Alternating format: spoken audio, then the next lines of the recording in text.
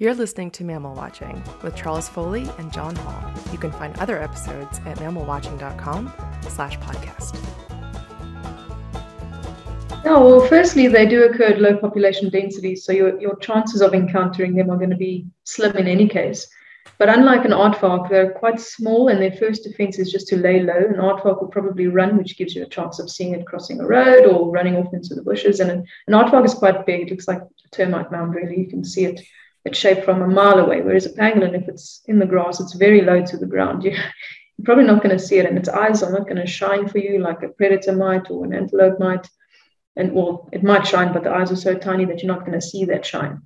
And so, and if you're walking on foot for whatever reason, if they hear you coming, again, they lay low or they're hiding a bush, and you're not going to even hear them because their sound is quite distinctive. They don't vocalize, but their scales make noises against vegetation and stuff. So when you hear it, you know what it is and you get excited. But if they hear you first, they're going to go undetected. I've had pangolins that were tagged that I knew were in that bush. I turned around for a second, looked back, and it was gone, and just never found it again. Found a burrow and then sit there that night. And they can come out anytime they like. So you could be sitting there for 20 minutes. You could be sitting there for 8 hours. You just patiently wait. And they're super sensitive as well. So if you get too close to the burrow, if they smell you or hear you or whatever the case, they're going to delay that emergence. So you'll be really careful about it. Sit downwind and be quiet. And then when they come out the burrow, it's the most glorious feeling.